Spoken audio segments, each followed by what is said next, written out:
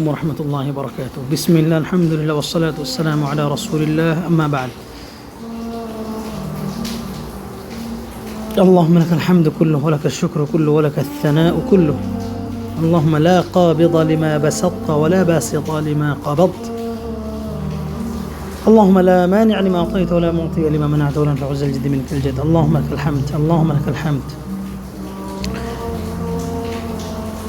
بلى إن تصبروا وتتقوا ويأتيكم من فوركم هذا ويمددكم ربكم ب5,000 من الملائكة مسومين ولا تهنوا ولا تحزنوا وأنتم الأعلون إن كنتم مؤمنين. সম্মানিত দিনী ভাই ও বন্ধুগণ, আলহামদুলিল্লাহ এই গ্রুপে পরিস্থিতির চলমান যে সংকট ও সহিষ্ণুতা যে আমাদের বর্তমান ভয়াবহ পরিস্থিতির বিষয়ে যে সব আলোচনা করেছিলাম, আলহামদুলিল্লাহ মহান রব খুব অচিরেই খুবই তাড়াতাড়ি আমাদেরকে সেই ভয়াবহ পরিস্থিতি থেকে পরিত্রাণ দিয়েছেন, আলহামদুলিল্লাহ। এজন্য আমরা সকলে আল্লাহর দরবারে বেশি বেশি শুকরিয়া আদায় করি এবং বেশি বেশি বলি আলহামদুলিল্লাহ আলহামদুলিল্লাহ, আল্লাহর প্রশংসা। তারপর যারা দেশের জন্য লড়েছে, যারা দেশের জন্য পরিশ্রম করেছে, ত্যাগ করেছে, তাদের জন্য দোয়া, আল্লাহ রাব্বুল আলামিন তাদেরকে ক্ষমা করুন, মাফ করুন, আল্লাহুম্মা আমিন, এবং প্রত্যেকে তার উত্তম বিনিময় দান করুন। এখন এই মুহূর্তে কয়েকটি গুরুত্বপূর্ণ কথা না বললেই নয়। প্রথম কথা হচ্ছে যে আমি যে সব বিষয়গুলো নিয়ে আলোচনা করেছি সেই সব বিষয়গুলো হয়তো অনেকেই বুঝেছেন, অনেকেই বুঝেননি, অনেকেই হয়তো মনে করেছেন আমি জালেমের পক্ষে ছিলাম, আমি মজলুমদের বিপক্ষে ছিলাম। বিষয়গুলো আরেকটু খোলাসা স্পষ্ট না করলেই নয়। দেখেন, সংখ্যা 1, 2, 3, 4, 5, 6, 7, 8, 9, 10 এগুলি প্রত্যেকটা পাশাপাশি সংখ্যা, কিন্তু প্রত্যেকটার মান ভিন্ন, প্রত্যেকটার গুণ ভিন্ন, বৈশিষ্ট্য ভিন্ন, লেখার ধরন ভিন্ন, ঠিক আছে? এগুলি আমরা খুব ভালো করেই জানি। তাই আল্লাহ রাব্বুল আলামিনের হিসাব, তিনি যখন হিসাব নেবেন তখন ওইভাবেই হিসাব নেবেন, পাই পাই করে। তিনি খুবই সূক্ষ্মভাবে হিসাব নেন, ঠিক আছে? তো এই জন্য আমি যে বিষয়গুলো আলোচনা করেছি, এই সব আলোচনার মধ্যে আমি শুধু আপনাদেরকে সূক্ষ্মভাবে এটাই ঠান্ডা মাথায় এটাই বোঝাতে চেয়েছি যে কোনটা হক কোনটা না হক, কোনটা ন্যায় কোনটা অন্যায়। ন্যায়কে কতটুকু, মানে ন্যায়কে ততটুকুই সাপোর্ট করতে হবে যতটুকু ন্যায়, যতটুকু অন্যায়কে ততটুকুই সাপোর্ট করতে হবে। 2কে 3 বলে চালিয়ে দেওয়াটা যেমন বুদ্ধিমানের কাজ নয়, 4কে 5 বলে চালিয়ে দেওয়াটা যেমন বুদ্ধিমানের কাজ নয়, 5কে 4 বানিয়ে দেওয়াটাও কি নয়, বুদ্ধিমানের কাজ নয়, যদিও সেটা পাশাপাশি। তাই পাশাপাশি বলেই যে নিজের মধ্যে একটা ভুল বুঝে নেবেন, বিষয়টা এরকম নয়। আমি যতগুলো আলোচনা করেছি, আমাকে একজন দেখান যে দেশপ্রেমিক একজন দেখান যারা এরকম এত বেশি আলোচনা করেছে, আলেম ওলামাদের মধ্যে দেখান। আমার আলোচনার মধ্যে আমি কোথায় জাতিকে উস্কানি দিয়েছি দেখান, আর কোথায় আমি জালেমের পক্ষে কথা বলেছি আমাকে দেখান। বরং আমি মধ্যম পন্থা অবলম্বন করে আল্লাহ ও তার রাসূলের দিক নির্দেশনাগুলো আমি আপনাদেরকে দিয়ে গিয়েছি, অন্যায়কারীর অন্যায়গুলো বলে গিয়েছি, মাজলুমের অসহায়ত্ব কষ্টগুলো আমি বলে গিয়েছি, উভয়ের প্রত্যেকের কী কী ভুল সেগুলো আমি বলে গিয়েছি। আল্লাহ রাসূল সাল্লাল্লাহু আলাইহি ওয়াসাল্লাম তিনি এভাবেই বলেছেন যে 2 জন ব্যক্তি, মুসলিম ব্যক্তি, তারা একে অপরকে হত্যা করার জন্য ইচ্ছা করেছিল, ফলে জান্নাতি কি বলে, হত্যাকারী ব্যক্তি এবং নিহত ব্যক্তি উভয়ই জাহান্নামী। রাসূল সাল্লাল্লাহু আলাইহি ওয়াসাল্লামের মানে এই হাদিসের যে মূল ভাষ্যটা সেটা হলো যে 2 জন ব্যক্তি মারামারি করলো, এক মুসলিম অপর মুসলিমকে হত্যা করলো, সে জাহান্নামী, হত্যাকারী জাহান্নামী ব্যক্তি, কারণ মুসলিমকে হত্যা করা হারাম। পক্ষান্তরে নিহত ব্যক্তিও জাহান্নামী। আল্লাহ রাসূল সাল্লাল্লাহু আলাইহি ওয়াসাল্লাম যখন নিহত ব্যক্তিকেও জাহান্নামী বললেন যে আল কাতিলু ওয়াল মাকতুলু কিলাহুমা ফিন্নার, হত্যাকারী এবং নিহত ব্যক্তি উভয়ই জাহান্নামী। তখন সাহাবায়ে কেরাম বললেন, ইয়া রাসূলুল্লাহ, নিহত ব্যক্তি কেন জাহান্নামী হবে, কারণ সে তো মাজলুম। তখন তিনি বলছেন যে সেও তাকে হত্যা করার ইচ্ছা করেছিল। মানে দুনিয়াবী বিষয়ে একে অপরের মধ্যে ঝগড়া লেগে যাওয়ার কারণে একজন হত্যা করতে পেরেছে, আরেকজন হত্যা করতে পারেনি, কিন্তু তার হত্যা করার নিয়ত ছিল। এই জন্য উভয়ই জাহান্নামী, উভয়ই সমান শাস্তির অধিকারী। আমি আপনাদেরকে এই বিষয়টা বোঝাতে চেয়েছি যে সরকার বাতিল বলেই যে সরকার তাদেরকে গুলি করবে আর আমি মাজলুম বলেই যে আমি রাস্তায় বুক পেতে দাঁড়িয়ে যাব, হ্যাঁ আমাকে গুলি করো, আর তাই বলে যে আমি রাস্তা দখল করে ফেলবো, আমি ভাঙচুর করব, আমি পুলিশের উপরে আক্রমণ করব, না, এটাও সঠিক নয়। উভয়টাই অন্যায়। জালেম সরকার যেমন জুলুম করেছে এটা যেমন অন্যায়, মাজলুম জুলুমের শিকার হয়ে সে যে নিজের মতো আইন হাতে তুলে নেবে এটাও অবৈধ, এটাও জুলুম, এটাও জুলুম। আমি এই কথাটাই আপনাদেরকে বোঝাতে চেয়েছি। এই যে 2-4 ঘন্টার আলোচনার মধ্যে, সকল আলোচনার মধ্যে এটাই বোঝাতে চেয়েছি যে আইন নিজের হাতে তুলে নিতে হবে না। আইন নিজের হাতে তুলে নিলেও মরতে হবে, আইন হাতে তুলে না নিলেও মরতে হবে। কিন্তু আইন হাতে না নিয়ে যদি মারা যান তাহলে আপনি মাজলুম আকারে মাজলুমের হকটা আপনি আল্লাহর কাছে পাবেন। কিন্তু আইন হাতে তুলে নেওয়ার কারণে যদি আপনি মাজলুমও থেকে যান এবং মৃত্যুও বরণ করেন, কিয়ামতের মাঠে আল্লাহ বলবে যে নিজের আইন নিজে হাতে তুলে নিয়েছিলা, তুমিও তাকে হত্যা করতে চেয়েছিলা, মারতে চেয়েছিলা, অতএব তুমিও জাহান্নামে যাও, তোমার দুনিয়াও ক্ষতিগ্রস্ত, আখিরাতেও ক্ষতিগ্রস্ত। কিন্তু আমি যে নীতি বলেছি, কোরআন ও হাদিসের যে নীতি বলেছি, যে আপনি মাজলুম, আপনি সহ্য করেন, আপনি বিচার চান কিন্তু শান্ত পরিবেশে, লিখিত আকারে, হ্যাঁ লিখিত আকারে। আপনার ক্ষমতা নাই, হাদিস তো বলছে যে নবী সাল্লাল্লাহু আলাইহি ওয়াসাল্লাম বলছে, আব্দুল্লাহ ইবনে মাসউদ রাদিয়াল্লাহু তাআলা বর্ণিত, যে মন্দ দেখলে প্রতিহত করো, না পারলে মুখ দিয়ে বলো, যদি না পারো মনে মনে বলো। তাহলে যদি আমাদের ক্ষমতা না থাকে, হাত দিয়ে যদি জুলুম প্রতিহত করতে না পারি, করব না। মুখ দিয়ে তো বলতে পারবো, লিখতে পারবো, নসিহতও দিতে পারবো, উপদেশও দিতে পারবো, দোয়া তো করতে পারবো, সেটা করব। সেটাও যদি জুলুমের শিকার হতে হয়, যেটা মুখ দিয়ে কথাও বলা যাবে না, মনে মনে ঘৃণা করব, মানে ধৈর্য ধারণ করব, সবর করব। এই সবরের বিনিময় আল্লাহর কাছে আমরা পাবো না? আর কি কি সবরের বিনিময় কি? বিগাইরি হিসাব। যারা ধৈর্যের সাথে মারা যায় তাদের বিনিময় হচ্ছে জান্নাতে এত পরিমাণ যে অসংখ্য, অগণিত, আনলিমিটেড, হিসাবের বাহির।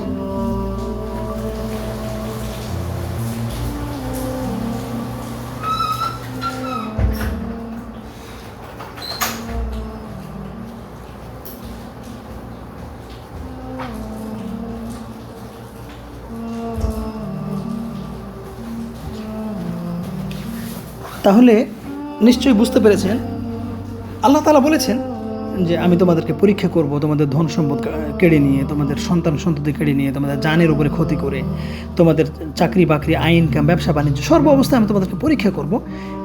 শেষে কি বললেন? ওয়াবাশশিরিস সাবিরিন, ধৈর্যশীলদের জন্য সুসংবাদ। তো এই সুসংবাদটাকে আপনারা পেতে চান না? মজলুম হওয়ার পরে যদি জাহান্নামে যেতে হয়, ওই ব্যক্তির মতো যে নাকি নিহত হলো এবং ইচ্ছা করেছিল তাকে হত্যা করার কিন্তু পারেনি, তার মতো হতে চান? হ্যাঁ, যে নিজের আইন নিজে হাতে তুলে নেয়। তাহলে তো এমনটা যদি হতো, এই যে বর্তমান যারা আমাদের বাংলাদেশটাকে জালেম শাসকের হাত থেকে রক্ষা করলো, তারা যে পদ্ধতিতে করলো, এই পদ্ধতিতে না করে ইসলামের কি পদ্ধতি ছিল সেটা কেন তারা করলো না? এইটুকু করতে গিয়ে কত প্রকার ইসলামের বিধিবিধান লঙ্ঘন করা হয়েছে, হ্যাঁ, তাকে বুঝতে পেরেছেন? এগুলির কি হিসাব আল্লাহ ছেড়ে দিবেন? না, এগুলি ছেড়ে দিবেন না, এগুলি ছেড়ে দিবেন না। সৌদি আরবে থাকি, চাইলেই আমরা প্রতি বছর হজ করতে পারি। হজ করলে মানুষ নিষ্পাপ হয়ে যায়, সমস্ত গুনাহ মাফ হয়ে যায়, ফরজ হক আদায় হয়। মায়ের সন্তান কি বলে, মায়ের পেট থেকে জন্মগ্রহণ করার মতো মানুষ নিষ্পাপ হয়ে যায় হজ করলে। সেই হজ আমরা করতে পারি না সৌদি আরবে থাকার পরে। মক্কার লোকেরাও হজ করতে পারে না, শুধু সরকারের নিয়মের কারণে। কি সেই নিয়ম? যে মানুষের কষ্ট হবে, এই জন্য তোমরা 5 বছরের ভিতরে হজ করতে পারবে না। তো অনেকে চুরি করে যায়, অনেকে লুকোচুরি করে যায়। আমরা চাইলেও যেতে পারি, আগে যাওয়া হতো, কিন্তু এখন কঠোরতার কারণে এখন আর যাই না। হ্যাঁ, তো এতে কি আমরা সওয়াব পাবো না? সওয়াব পাবো। আমার একজন ঘনিষ্ঠ ওস্তাদ ডক্টর, এবং তিনি কোর্টের প্রধান বিচারপতি। তিনি মদিনার মসজিদে নবাবীর যেই ইমামগণ এবং খতিবগণ, যেই কোর্টের আইনজীবী, কোর্টের বিচারক, তাদের সেই কোর্টের প্রধান বিচারপতি হচ্ছে আমার একজন ঘনিষ্ঠ ওস্তাদ। একদম অনেক কাছের, আলহামদুলিল্লাহ। তিনি সারা রমাদান তিনি তারাবির নামাজ পড়েছেন কোথায় জানেন? মসজিদে নববীর ছাদে। কেন বলেন তো? মানুষের ভিড় হবে, কষ্ট হবে, এই জন্য। তিনি একজন বিচারপতি, তিনি চাইলে ফার্স্ট কাতারে ইমামের পিছনে নামাজ পড়তে পারেন। তার সাথে 26শে রমাদান আমি রাত্রে দেখা করি, রাত 3টের দিকে, ঠিক আছে। তিনি মসজিদ নববীর ছাদে ডাকলেন এবং তাতে বুঝলাম যে, শুধু বুঝলামই না, তিনি বললেনও যে তিনি সারা রমাদান এখানে নামাজ পড়েন ছাদে। এবং আমি ইতিপূর্বে দেখেছি, অন্যান্য বছরে আমি সাক্ষাৎ করেছি ছাদে। কেন জানেন? মানুষের কষ্ট হবে এই জন্য। কারণ মানুষ হুড়াহুড়ি করে ঢুকে মসজিদ নববীতে জায়গা হয় না, সেনাবাহিনী দিয়ে তারা ঘিরে রাখে, চাপাচাপি, ঠেলাঠেলি। আল্লাহ এগুলি ইবাদত কবুল করেন না, এগুলো আল্লাহ পছন্দ করেন না, এগুলো আবেগ আল্লাহ পছন্দ করেন না। তো এই কথাগুলো আপনাদেরকে খোলামেলা না বললে তো আপনারা বুঝবেন না। শুধু তাই না, মসজিদের নববীর যিনি ইমাম এবং খতিব ডক্টর আব্দুল মুহসিন কাসেম, আমি তাকে নিজের চোখে সচক্ষে কতবার দেখেছি, তার সাথে দাঁড়িয়ে আমি নামাজ পড়েছি, সচক্ষে কতবার আমি দেখেছি যে তিনি চাইলেই ফার্স্ট কাতারে যে কোনো মুহূর্তে গিয়ে নামাজ পড়তে পারেন, অল টাইম। অথচ যখন তার ইমামতি থাকে তখন তিনি ঠিকই ইমামতিতে চলে যান। যখন তার ইমামতি থাকে না, অর্থাৎ যেই টাইমগুলোতে, যেই নামাজের যে ওয়াক্তগুলোতে তার ইমামতি থাকে না, তখন তিনি জনসাধারণের সাথে নামাজ পড়েন। এমনকি মসজিদ ব্লক হয়ে গেলে, মানে ফুল হয়ে গেলে, তিনি চাইলেই ভিতরে ঢুকতে পারেন, কিন্তু তিনি ঢুকেন না। তিনি চলে যান কোথায়?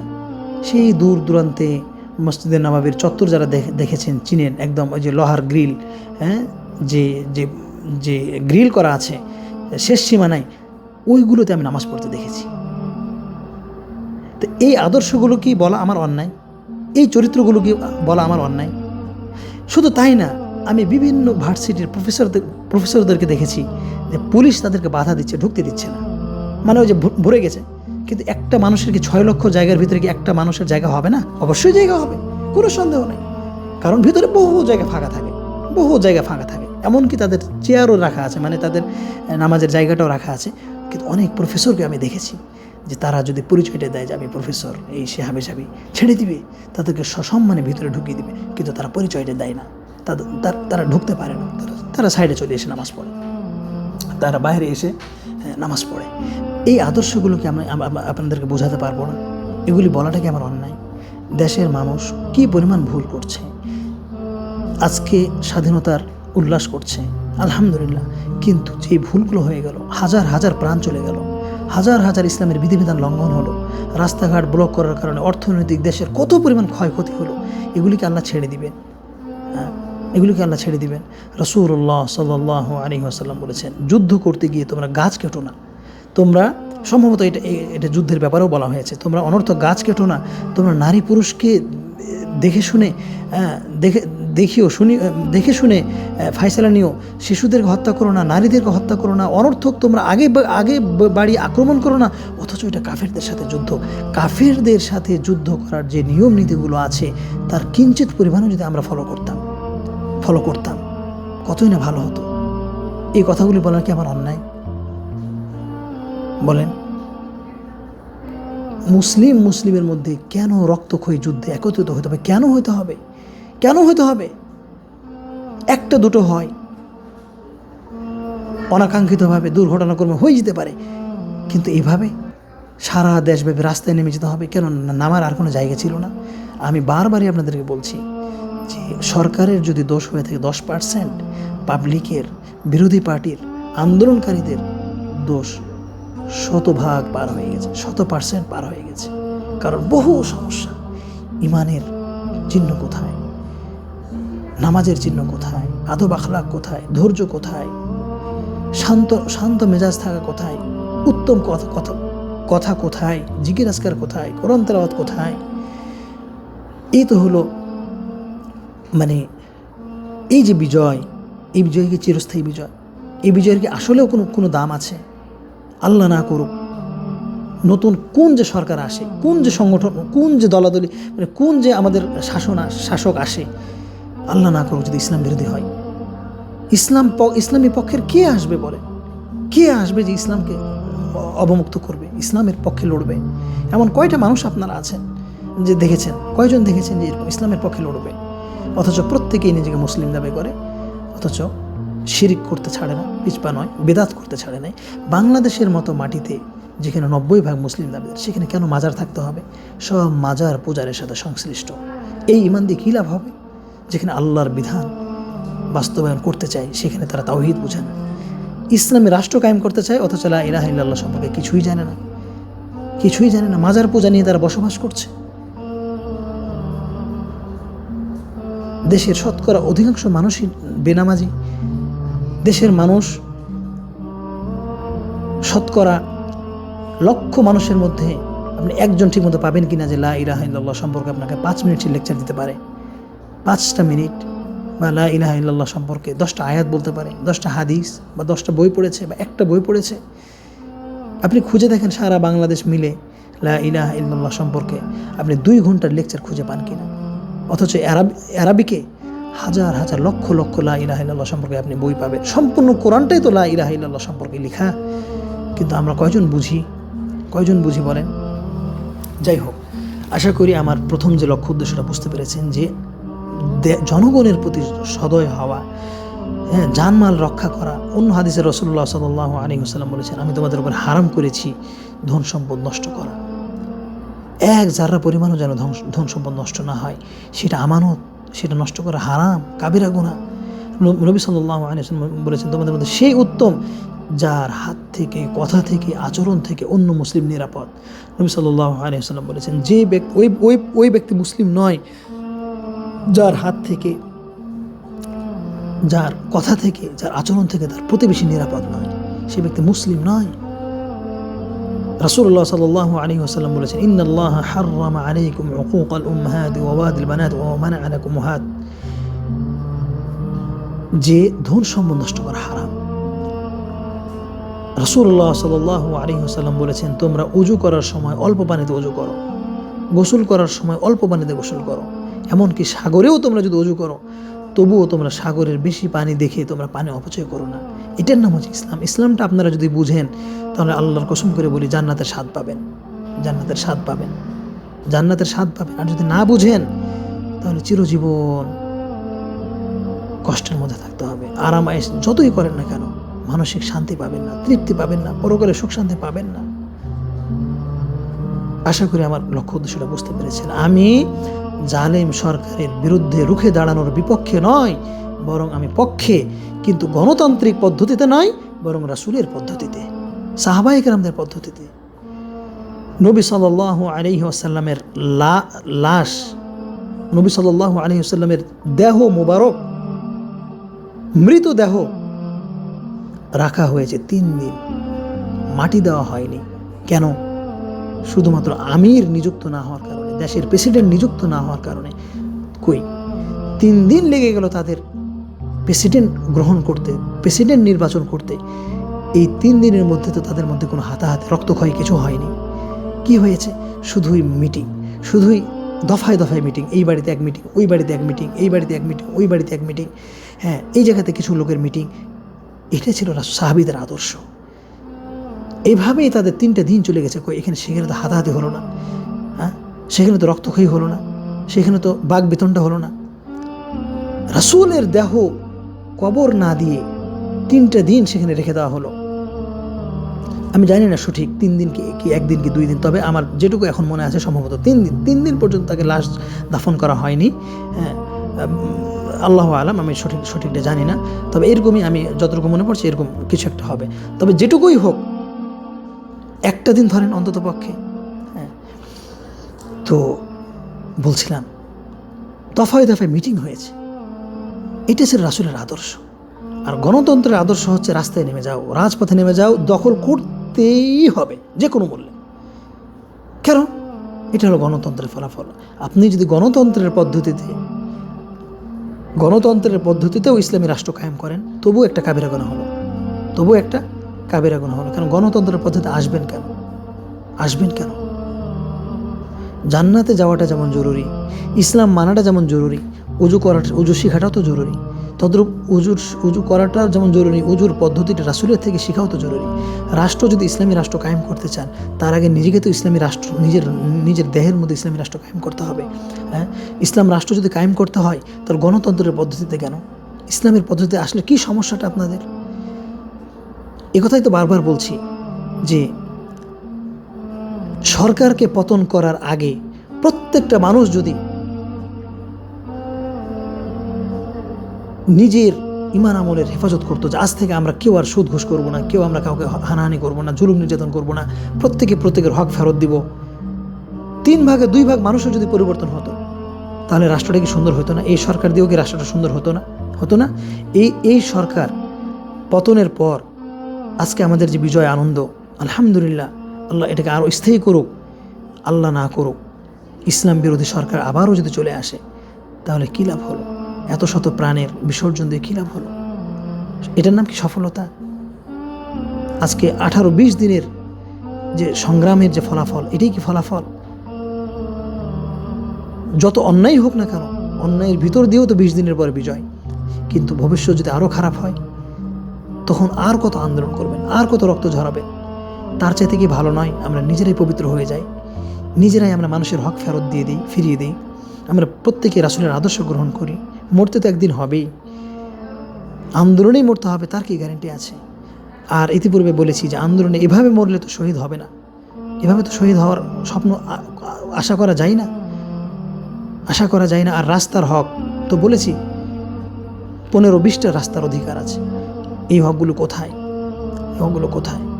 যাই হোক, আশা করি আমাকে এই আলোচনার পর কেউ আমার আলোচনা থেকে এই কথা বুঝবেন না যে আমি সরকার পক্ষে ছিলাম আর আন্দোলনকারীদের বিপক্ষে ছিলাম, বিষয়টা এরকম বুঝবেন না। বরং আমি আপনাদের আবারও বলছি, আমি ছিলাম সমন্বয়কারী। আমি প্রত্যেককে নসিহত করেছি নিজ নিজ জায়গা থেকে, যেন তারা ফিরে আসে, জুলুম নির্যাতন থেকে ফিরে আসে, প্রত্যেকের হক যেন আদায় করে এবং শান্ত সুষ্ঠুভাবে নীরবে নিস্তব্ধে কারো কোনো ক্ষতি না করে, জানমালের ক্ষতি না করে, অন্যায়ভাবে রক্ত প্রবাহিত না করে। আশা করি বুঝতে পেরেছেন। নাম্বার 1। নাম্বার 2 হলো, এই যে বিজয় আমরা পেলাম, স্বৈরাচার শাসকের বিদায়, আমাদের আনন্দ উল্লাস, এরপর থেকেই এই নিয়ামত যদি আমরা শুকরিয়া আদায় করতে না পারি, তবে নিশ্চিত ধরে রাখেন আবার এর চাইতে শত্রুপক্ষ আরও শক্তিশালী হয়ে আবার উড়ে এসে আমাদের কাঁধেই বসবে। এটা আল্লাহ তাআলা বলেছেন যে তোমরা যদি আল্লাহর দিকে ফিরে না আসো, তিনি তোমাদেরকে বিভিন্নভাবে দুর্যোগের সম্মুখীন করবেন। সূরা আনআম, তারপরে সূরা সাজদা, বিভিন্নভাবে, ওই যে আয়াত বললাম সূরা বাকারা, আমি তোমাদেরকে পরীক্ষা করব যেন তোমরা আল্লাহর দিকে ফিরে আসো। এই পরীক্ষাটা হবে কিভাবে? শারীরিক অসুস্থতা, ধন সম্পদের ক্ষয়ক্ষতি, সরকারের জুলুম নির্যাতন বিভিন্নভাবে আসতে থাকবে। কি লাভ? সফলতা কার জন্য বলেন তো? ওয়াবাশশিরিস সাবিরিন। আর কার জন্য? যারা বিপদে পড়লে বলে ইন্না লিল্লাহি ওয়া ইন্না ইলাইহি রাজিউন। এরা কারা? আল্লাহ বলছে উলাইকা আলাইহিম সালাওয়াতুম মির রাব্বিহিম ওয়া রাহমা ওয়া উলাইকা হুমুল মুহতাদুন। এরাই হচ্ছে হিদায়াত প্রাপ্ত, এরাই হচ্ছে বিজয়ী, যারা বিপদে পড়লে ইন্না লিল্লাহি ওয়া ইন্না ইলাইহি রাজিউন আল্লাহর কাছে ক্ষমা চায়, ইস্তিগফার পাঠ করে, আর কি করে? ধৈর্য ধারণ করে। ওয়াবাশশিরিস সাবিরিন। আর কি করে? অন্য আয়াতে আসছে যারা নিজেদের ভুল সংশোধন করে, ইল্লাল্লাযীনা তাবু, ওরাই তো ঈমানদার যারা তওবা করে, ওয়া আসলাহু, সংশোধন করে, ইল্লাল্লাযীনা তাবু ওয়া আসলাহু ওয়া আতাসামু ওয়া আখলাসু দীনাহুম লিল্লাহ, আল্লাহর জন্য দ্বীনকে একনিষ্ঠভাবে আদায় করে, ইসলামের সকল ফরজ বিধানগুলো মানার চেষ্টা করে, শয়তানের ওয়াসওয়াসাকে ইসলাম বিরোধী কোনো কার্যকলাপে জড়িত হয় না, বিপদের সময় ধৈর্য ধারণ করে, নিয়ামতের সময় আল্লাহর শুকরিয়া আদায় করে। আল্লাহ বলছে এরাই হচ্ছে সফল কাম, এরাই হচ্ছে হিদায়াত প্রাপ্ত। উলাইকা হুমুল মুফলিহুন, কি আলাইহিম সালাওয়াতুম মির রাব্বিহিম ওয়া রাহমা, তাদের উপরে আল্লাহর দয়া এবং আল্লাহর শান্তি। বুঝতে পেরেছেন?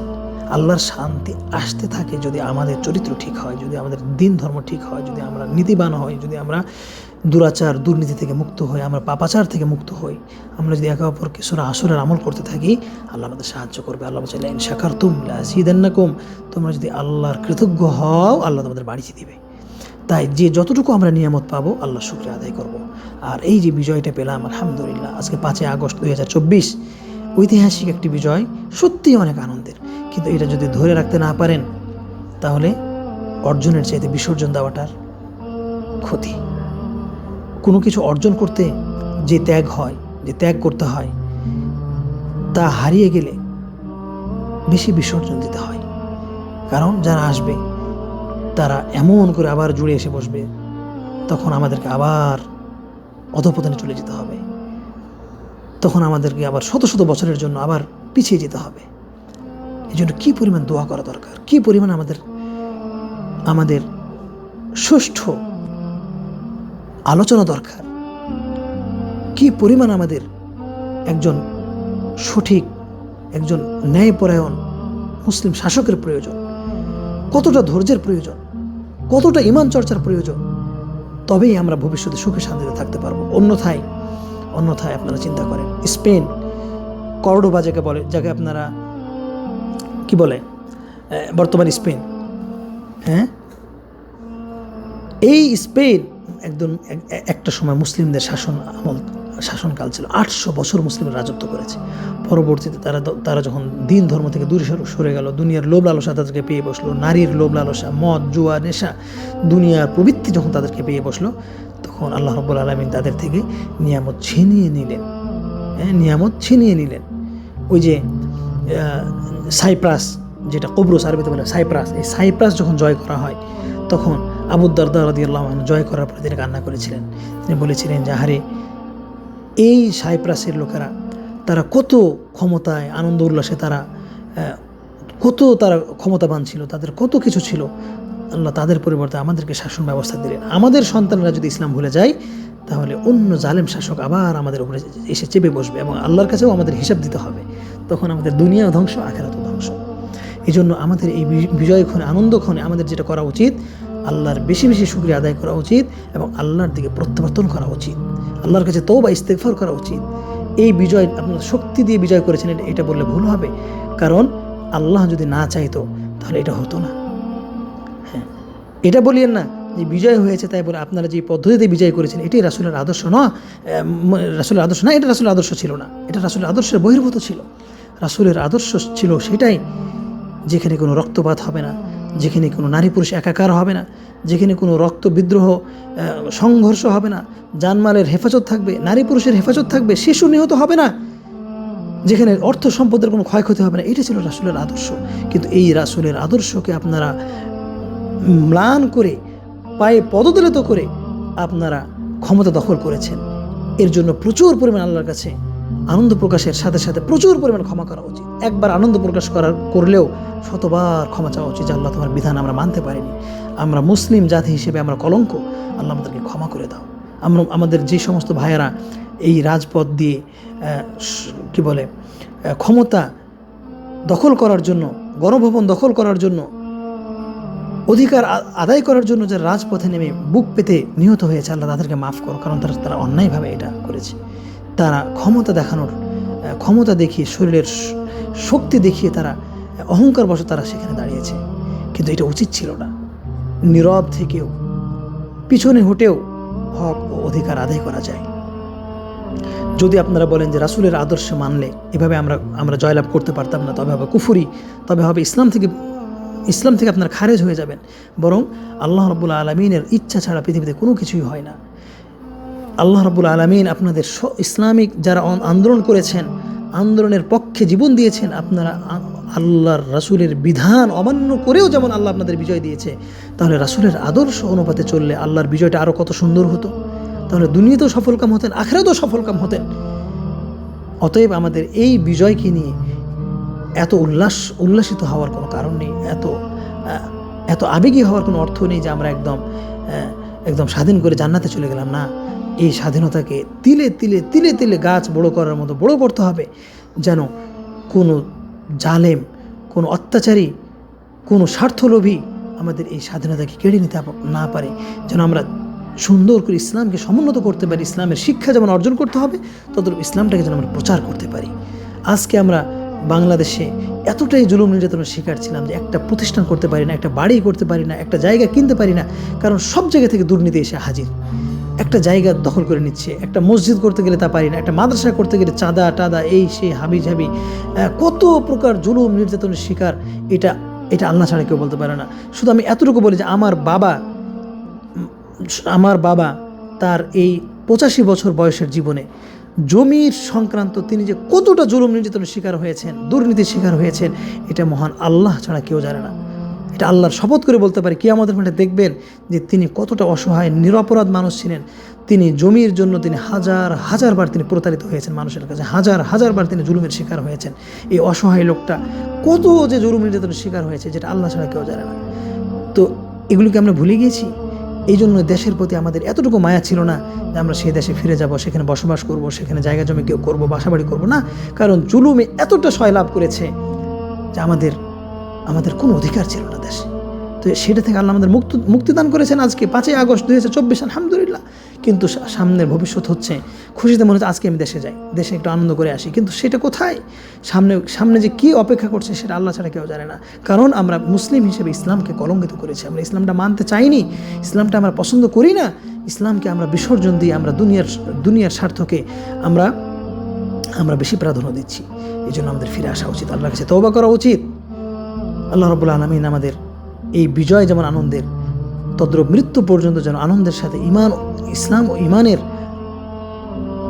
প্রশান্তি যেন আমরা বুকে রেখে আমরা ভবিষ্যৎ আগামী প্রজন্ম আমরা অতিবাহিত করতে পারি। আমরা যেন আমাদের দেশকে মুসলিম শাসকের মাধ্যমে একটা দুর্নীতিমুক্ত স্বাধীন রাষ্ট্র হিসেবে রাখতে পারি, যেখানে আমরা প্রত্যেকেই স্বাধীনভাবে ইসলাম চর্চা করব, জ্ঞান শিখবো, শেখাবো, প্রতিষ্ঠান করব, আজান দিব, নামাজ পড়বো, যেখানে থাকবে না কোনো সুদ, ঘুষ, জিনা, ব্যভিচার, জুলুম, নির্যাতন, আর শিরিক, বিদআত, কুফর, ভ্রান্ত বলতে কিছু থাকবে না। আল্লাহ রাব্বুল আলামিন, হে আল্লাহ, তুমি আমাদের এই দোয়া কবুল করো, আমাদের এই মনের আকাঙ্ক্ষা পূর্ণ করো, আমাদেরকে মুসলিম সৌদি আরবের মতো শান্তিময় একটি ইসলামী রাষ্ট্র আমাদের উপহার দাও। আল্লাহ আমাদের ভুল ভ্রান্তিগুলো মাফ করো। আল্লাহ আমাদেরকে ইসলাম বুঝার, মানার তৌফিক দান করো। আল্লাহুম্মা আমিন। ওয়া সাল্লাল্লাহু ওয়া সাল্লামা ওয়া বারাকা আলা নাবিয়িনা মুহাম্মদ ওয়া আলা আলিহি ওয়া সাহবিহি ওয়া সাল্লাম আজমাইন। সুবহানাকাল্লাহুম্মা বিহামদিকা আশহাদু আন লা ইলাহা ইল্লা আনতা আস্তাগফিরুকা ওয়া আতুবু ইলাইক। ওয়াসসালামু আলাইকুম ওয়া রাহমাতুল্লাহি ওয়া বারাকাতুহু।